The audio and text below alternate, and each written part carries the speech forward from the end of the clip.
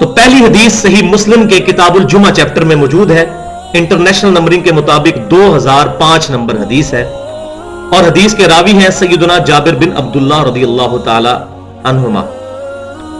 وہ کہتے ہیں کہ امام کائنات صلی اللہ علیہ وسلم جب بھی خطبہ دیا کرتے تھے، خصوصاً جمعے کا خطبہ، تو آپ صلی اللہ علیہ وسلم حمد و صلات کے بعد کچھ باتیں ایڈریس کیا کرتے تھے، امپورٹنٹ باتیں۔ وہ کیا تھی؟ اما بعد فإن خیر الحدیث کتاب اللہ، آگاہ ہو جاؤ اس کے بعد کہ سب سے بہترین کلام اللہ کی کتاب ہے، وخیر الہدی ہدی محمد صلی اللہ علیہ وسلم،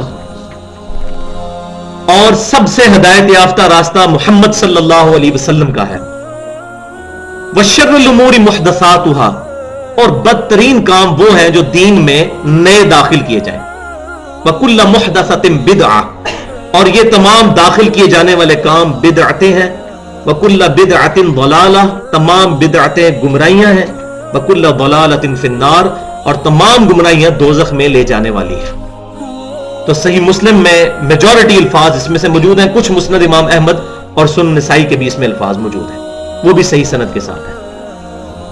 تو آپ صلی اللہ علیہ وسلم جب بھی تقریر کرتے تو لوگوں کو اس بات کے اوپر ابھارتے کہ یہ اللہ کی کتاب سب سے بہترین کلام ہے، اس سے اوپر کوئی چیز نہیں ہے۔ دوسری صحیح حدیث جو آج کے یوم عرفہ کے پوائنٹ آف ویو سے بڑی امپورٹنٹ ہے، وہ المستدرک للحاکم میں کتاب العلم چیپٹر کے اندر صحیح سند کے ساتھ انٹرنیشنل نمبرنگ کے مطابق 318 نمبر حدیث ہے۔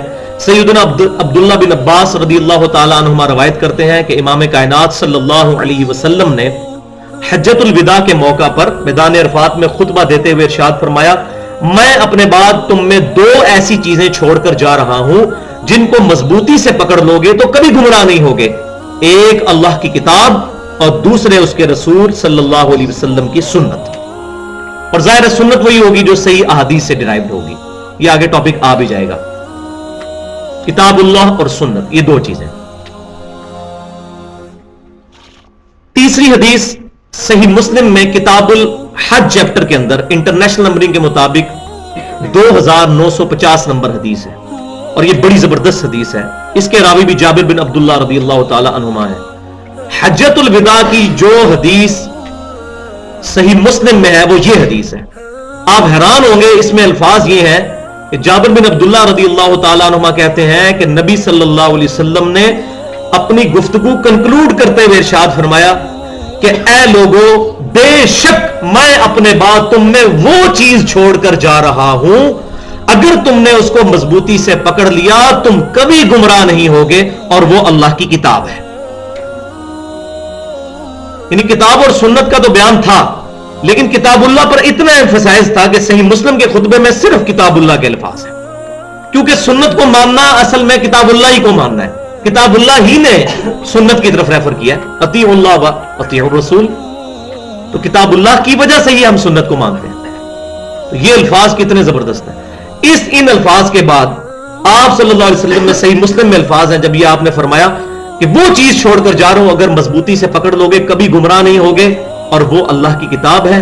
پھر آپ صلی اللہ علیہ وسلم نے صحابہ کرام علیہم رضوان کی طرف متوجہ ہو کر فرمایا کہ کیا میں نے اپنے رب کا پیغام تم تک پہنچا دیا؟ اگر قیامت والے دن اللہ تم سے میرے بارے میں پوچھے گا تو تم کیا کہو گے؟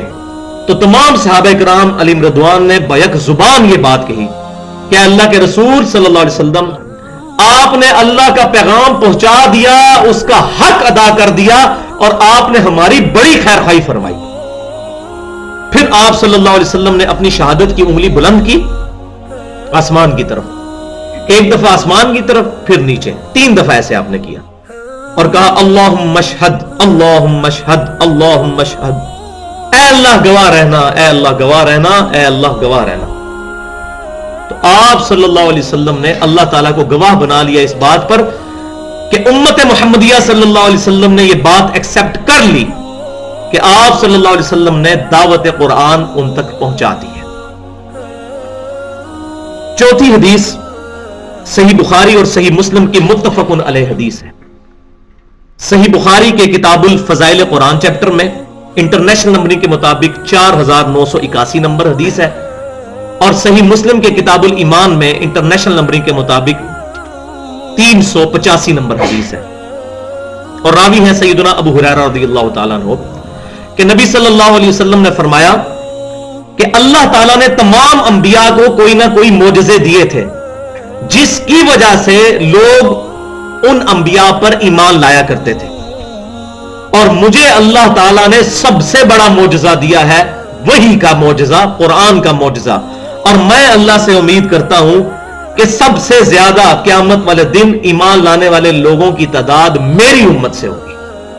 और वो हमें पता है, सही बुखारी और मुस्लिम की मुत्तफ़क़ अलैह हदीस है कि इमाम कायनात सल्लल्लाहु अलैहि वसल्लम ने फरमाया कि जन्नतियों का निस्फ उम्मत मुहम्मदिया से होगा सल्लल्लाहु अलैहि वसल्लम। क्यों? कि इस उम्मत का मोजज़ा बहुत बड़ा है, किताबुल्लाह बहुत बड़ा मोजज़ा है।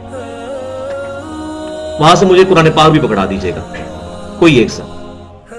तो ये इतना बड़ा मोजज़ा है कि इसकी वजह से इस उम्मत की तादाद क़यामत वाले दिन तमाम उम्मतों से बढ़कर होगी। बल्कि सुनन इब्न माजा में सही हदीस ये भी मौजूद है कि जन्नतियों की 120 में से 80 सफ़े मेरी उम्मत से होंगी, नबी सल्लल्लाहु अलैहि वसल्लम ने इरशाद फरमाया। और आज हमने प्रैक्टिकल ये चीज देख भी ली है। 11 सितंबर 2001 के बाद सिर्फ 9 महीने के अंदर 34,000 अमेरिकन ने इस्लाम कबूल किया है, कुरान पाक का तर्जुमा अंग्रेजी में पढ़कर। किसी मौलवी की तकरीर सुन के नहीं, कुरान का तर्जुमा अंग्रेजी में पढ़कर। ये प्लेन ट्रूथ मैगजीन है अमेरिका का, उसके फिगर्स है। और आपको याद होगा क्लिंटन 2007 में जब आया था पाकिस्तान, उसने जियो को इंटरव्यू देते हुए कहा था, Islam is the fastest growing religion in America. America में सबसे तेजी के साथ फैलने वाला दीन इस्लाम है। और वो प्रिडिक्ट कर रहे हैं कि 2050 तक मुसलमानों की तादाद सबसे ज्यादा हो जाएगी अमेरिका के अंदर, इस कुरान की वजह से। तो ये आज बात खुली है कि मेरा मोजज़ा सबसे बड़ा है। और डॉक्टर इकबाल ने बड़ी प्यारी बात की थी कि मैंने तारीख से यही सबक सीखा है कि कभी मुसलमानों ने इस्लाम या कुरान की हिफाजत नहीं की, ये इस्लाम और कुरान था जिसने मुसलमानों की हिफाजत की है। आज देखें, हम लोग फेल हो चुके थे करैक्टर के एतबार से, अपने अमाल के एतबार से। अल्लाह ताला ने गैर मुस्लिमों को कुरान की वजह से हिदायत दे दी है और दावत और तबलीग का काम शुरू हो गया। एक एक बंदा क्रिश्चियंस के टेंपल्स में जाके दावत पेश कर रहा है, जो उन्हीं के प्रीस्ट जो है ज्यूज के और क्रिश्चियंस के मुसलमान होकर, इवन हिंदू भी मुसलमान हो रहे हैं कुरान पाक का तर्जुमा पढ़कर। यह अब हमारी बदबख्ती है कि सब कॉन्टिनेंट के अंदर मौलवी हमें यह पढ़ाता है कुरान हदीस डायरेक्ट ना पढ़ना गुमराह हो जाओगे। क्यों? उसको पता है जब कुरान पढ़ेगा तो हमारे वाले अकीदे नहीं रखेगा, जब सही बुखारी और सही मुस्लिम पढ़ लेगा फिर नमाज हमारे तरीके से नहीं पढ़ेगा, उसको तो टेंशन पड़ जाएगी, उसकी तो रोटियां बंद होंगी। 5वीं हदीस सही मुस्लिम में किताबुल फजाइल चैप्टर में, यह मेरी फेवरेट 3 हदीस है अहादीस में से, इसीलिए हमने अपने मनहज पे भी हदीस लिखी हुई है। इसको कहते हैं गदीर खुम की हदीस, और यह अहले सुन्नत और अहले तशय्युअ के दरमियान कॉमन हदीस है। गदीर खुम की हदीस सही मुस्लिम किताबुल फजाइल इंटरनेशनल नंबरिंग के मुताबिक 4 सनदें हैं, 6225, 6226, 6227 और 6228। और अहादीस के रावी हैं सैयदना ज़ैद बिन अरकम रज़ियल्लाहु ताला अन्हु। वो कहते हैं कि नबी सल्लल्लाहु अलैहि वसल्लम हज्जतुल विदा से जब वापस आ रहे थे तो मक्के और मदीने के दरमियान एक खुम नामी गांव था, गदीर खुम, जहां आप सल्लल्लाहु अलैहि वसल्लम ने रूटीन से हटकर सब लोगों को जमा किया, ऊंट के पालान का मिंबर बनाया गया। आप सल्लल्लाहु अलैहि वसल्लम उस मिंबर पर चढ़कर आप सल्लल्लाहु अलैहि वसल्लम ने खुतबा इरशाद फरमाया, जिसके अल्फाज से ही आप अंदाजा लगा लेंगे। और इसकी इंपॉर्टेंस इतनी ज्यादा है कि यह हज्जतुल विदा के खुतबे के भी बाद वाला खुतबा है, उसको भी सुपरसीड करने वाला खुतबा है। अल्फाज क्या है? ऐ लोगों आगाह हो जाओ, मैं भी एक इंसान हूं, करीब है कि अल्लाह का कासिद यानी मौत का फरिश्ता मेरे पास आए और मैं उसकी दावत कबूल कर लूं। मैं अपने बाद तुम में 2 भारी चीजें छोड़कर जा रहा हूं, उनमें से पहली चीज अल्लाह की किताब है। इसमें हदायत है, इसमें नूर है। तुम अल्लाह की किताब को पकड़ो, अपना ताल्लुक इस किताब के साथ मजबूत करो। अल्लाह की किताब अल्लाह की रस्सी है, जो इसको पकड़ेगा वो हदायत पर होगा, जो इसको छोड़ देगा वो गुमराह हो जाएगा। اور پھر زید بن ارقم کہتے ہیں نبی صلی اللہ علیہ وسلم ہمیں ترغیب دلاتے رہے، اللہ کی کتاب، اللہ کی کتاب، اللہ کی کتاب، ترغیب دلاتے رہے. اور پھر فرمایا کہ دوسری بھاری چیز میرے اہل بیت ہے. میں اپنے اہل بیت کے معاملے میں تمہیں اللہ سے ڈراتا ہوں، میں اپنے اہل بیت کے معاملے میں تمہیں اللہ سے ڈراتا ہوں. کیوں کہ نبی صلی اللہ علیہ وسلم کو یہ غیبی خبر اللہ کی طرف سے دی جا چکی تھی کہ آپ کی امت آپ صلی اللہ علیہ وسلم کے اہل بیت کے ساتھ آپ کی وفات کے بعد برا سلوک کرے گی. لہذا جن لوگوں نے بھی سیدنا حسین رضی اللہ تعالی عنہ کو ڈائریکٹلی شہید کیا، عبید اللہ ابن زیاد گورنر یا اس کو مختص کرنے والا یزید بن معاویہ، ان دونوں فاسق اور فاجر اشخاص کا معاملہ ہم اللہ کے سپرد کرتے ہیں. وہ تو اللہ تعالیٰ ان سے حساب لے گا، ہم ان کے معاملے میں خاموشی اختیار کرتے ہیں. البتہ اس کا یہ مطلب نہیں ہے کہ وہ اس جرم کی وجہ سے جو ہے وہ ہماری عزت کے مستحق رہیں گے کہ ہم ان کو پروٹوکول دیں. کوئی پروٹوکول نہیں ہے، ہم ان سے کوئی محبت نہیں کرتے. اور امام ابن تیمیہ رحمۃ اللہ علیہ اگرچہ نرم گوشہ رکھتے تھے، اس کے باوجود انہوں نے یہ بات لکھی ہے کہ ہم یزید سے کوئی محبت نہیں کرتے، ہم سیدنا حسین سے محبت کرتے ہیں. اور ہمیں ہونی بھی چاہیے، کیونکہ جامعہ ترمذی میں صحیح حدیث ہے کہ سیدنا حسن اور حسین جنتی نوجوانوں کے سردار ہیں. اسی طریقے سے جن لوگوں نے اہل بیت میں سے نبی صلی اللہ علیہ وسلم کی بیویوں کے بارے میں زبان درازی کی، رافضیوں نے، خصوصاً سیدہ عائشہ کے بارے میں، ہم ان کا معاملہ بھی اللہ کے سپرد کرتے ہیں. ہم ایسے لوگوں سے بھی کوئی محبت نہیں کرتے. اور یزید بن معاویہ کی آڑ کے اندر جن لوگوں نے سیدنا معاویہ رضی اللہ تعالیٰ عنہ کے اوپر زبان درازی کی، ہم ان سے بھی کوئی محبت نہیں کرتے. ہم سیدنا معاویہ رضی اللہ تعالیٰ عنہ کے ساتھ محبت کرتے ہیں، اور ان کی جو اجتہادی غلطیاں ہیں وہ اللہ تعالیٰ معاف کرے گا. ہم ان کے بارے میں اپنی زبان نہیں کھولتے. چھٹی حدیث صحیح بخاری کی، اور یہ اس کے ساتھ کمپلیمنٹری حدیث ہے. کیوں کہ یہ جو غدیر خون کی حدیث ہے یہ بعض کتابوں میں موجود ہے اہل سنت کی صحیح سند کے ساتھ. ان میں مزید الفاظ بھی موجود ہیں کہ نبی صلی اللہ علیہ وسلم نے سیدنا علی کا ہاتھ اپنے ہاتھوں میں لے کر صحابہ کرام علیہ رضوان سے پوچھا، کیا میں مومنین کی جانوں پر ان سے زیادہ حقدار نہیں ہوں؟ النبی اولی بالمؤمنین من انفسہم، یہ قرآن پاک کی آیت آپ نے تلاوت کی سورۃ الاحزاب کی. سب نے کہا بلا یا رسول اللہ، کیوں نہیں یا رسول اللہ صلی اللہ علیہ وسلم.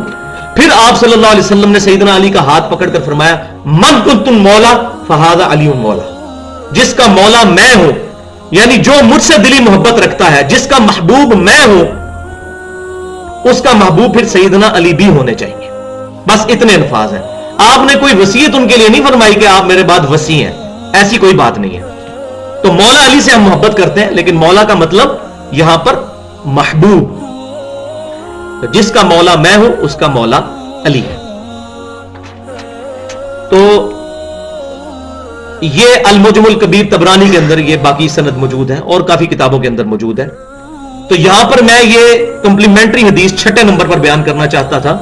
وہ صحیح بخاری کتاب المغازی چیپٹر میں انٹرنیشنل نمبرنگ کے مطابق 4460 نمبر حدیث ہے، نبی صلی اللہ علیہ وسلم کے وفات والے چیپٹر کے اندر، کہ عبداللہ بن ابی اوفا رضی اللہ تعالی عنہ المتوفا 86 ہجری، جو حضور صلی اللہ علیہ وسلم کی وفات کے بعد 75 سال تک زندہ رہے. آپ رضی اللہ تعالیٰ عنہ آخر میں فوت ہونے والے صحابہ میں سے ہیں. ان سے سیدنا طلحہ رحمت اللہ علیہ نے پوچھا، صحیح بخاری کتاب المغازی 4460 نمبر حدیث، یہ بتائیے کہ کیا نبی صلی اللہ علیہ وسلم نے اپنا وصی کسی کو بنایا تھا، وصیت کیا گیا خلیفہ؟ تو انہوں نے کیٹاگوریکل ڈینائی کرتے ہوئے کہا نہیں. ہاں، مگر نبی صلی اللہ علیہ وسلم نے ہمیں کتاب اللہ پر عمل کرتے رہنے کی وصیت فرمائی تھی. یہ ہے نبی صلی اللہ علیہ وسلم کا وصی. کیوں؟ آپ کا وصی قیامت تک کے لیے ہونا چاہیے، کیونکہ آپ کی نبوت قیامت تک کے لیے، اور آپ کا وصی معصوم بھی ہونا چاہیے. اور ظاہر ہے کہ نبی کے بعد کسی بھی صحابی کے بارے میں ہمارا یہ عقیدہ نہیں کہ وہ معصوم ہے، اور نہ ہم جو ہے محفوظ کہتے ہیں، یہ لفظ استعمال کرتے ہیں. یہ خطرناک چیز ہے، یہ کتاب و سنت سے ثابت نہیں ہے. البتہ ہم ان کے لیے جنت کا عقیدہ رکھتے ہیں، اللہ تعالیٰ ان کی غلطیاں معاف کرنے والا ہے. معصوم پروفٹ کے بعد کوئی نہیں ہے. Prophet is the only personality among the Muslims, جو ہمارے لیے اتھینٹک ہے. تو آپ रज़ी अल्लाह ताला अन्हु ने फरमाया कि नबी सल्लल्लाहु अलैहि वसल्लम ने हमें किताबुल्लाह पर अमल करते रहने की वसीयत फरमाई थी। 7वीं हदीस सही मुस्लिम के अंदर, ये 7वीं और 8वीं हदीस जो है ना, ये थोड़ी हौसले के साथ सुनने वाली है। सही मुस्लिम के अंदर किताब सलातुल मुसाफिरीन में 1897 नंबर हदीस है इंटरनेशनल नंबरिंग के मुताबिक, और रावी हैं सैयदना उमर रज़ियल्लाहु ताला अन्हु। वो कहते हैं कि अल्लाह ताला, नबी सल्लल्लाहु अलैहि वसल्लम ने बयान फरमाया, अल्लाह ताला इस किताब की वजह से कौमों को उरूज देगा और इस किताब की वजह से कौमों को जलील कर देगा, पस्ती का शिकार कर देगा, जिसकी 8 जिंदा मिसाल उम्मत मुस्लिमा है। तो डॉक्टर इकबाल ने इसी हदीस को ट्रांसलेट करने की कोशिश की थी जवाब शिकवा में। वो जमाने में मुअज्जज थे मुसलमान होकर और तुम खार हुए तारीके कुरान होकर। बिल्कुल ऐसा ही हुआ है। साहबा इकराम अलैहिम रिदवान को इस किताब की वजह से अल्लाह ने उरूज दिया और बाद के लोगों को किताबुल्लाह छोड़ने की वजह से अल्लाह तबारक व तआला ने जलील कर दिया। व तुइज़्ज़ु मन तशा व तुज़िल्लु मन तशा। और 8वीं हदीस हम में से हर इंडिविजुअल के लिए एक इंपॉर्टेंट तरीन हदीस है, इंडिविजुअल लेवल पर, इनफरादी तौर पर। वो सही मुस्लिम में किताबुत तहारा चैप्टर के अंदर इंटरनेशनल नंबरिंग के मुताबिक 534 नंबर हदीस है, और रावी है सैयदना अबू मालिक अशअरी रज़ियल्लाहु ताला अन्हु। वो कहते हैं कि नबी सल्लल्लाहु अलैहि वसल्लम ने इरशाद फरमाया, अल कुरान हुज्जतुन लका औ अलैका, या कुरान तेरे हक में हुज्जत है या तेरे खिलाफ हुज्जत है। तीसरी बात कोई नहीं है, ये बूलियन अलजबरा वाली बात है, या 0 है या 1 है, तीसरी बात कोई नहीं है। इस मामले में हर इंसान को डर जाना चाहिए, क्योंकि मैंने भी अपनी जिंदगी के 31 साल गुमराही में गुजारे हैं। हम भी कुरान पाक से दूर थे, अपने अबाउजदाद के मजहब के ऊपर थे। ये तो 2007 के अंदर कुरान पाक पढ़ना शुरू किया तो मैं हैरान हो गया कि मेरे अकीदे बिल्कुल कुरान के अपोजिट थे। तो मुझे कुरान से नफरत होगी, माज़अल्लाह अस्तगफिरुल्लाह। मैंने कहा ये क्या कुरान अकीदे बयान कर रहा है, हमारे इतने बड़े बड़े बुजुर्ग पागल थे, कुरान तो कुछ और कह रहा है। लेकिन अल्लाह का शुक्र है कि कुरान पाक मेरे खिलाफ हुज्जत नहीं बना। अगर मैं उन्हीं अकायद पे रहता और मैं कुरान पाक को पसे पुश डाल देता तो कुरान पाक मेरे खिलाफ हुज्जत बन जाता। तो हर मुसलमान को हर वक्त तैयार रहना चाहिए, कोई कुरान की आयत या सही हदीस मेरे तक पहुंचे तो मैं अपने आप को उसके मुताबिक कर दूं, ताकि वो मेरे खिलाफ हुज्जत ना बने, मेरे खिलाफ अल्लाह के लिए दलील ना बन जाए। अल कुरान हुज्जतुन लका व अलैका, कुरान या तेरे हक में हुज्जत है या तेरे खिलाफ हुज्जत है। अल्लाह अल्लाह खैर सल्लल्लाहु। तो ये 8 अहादीस थी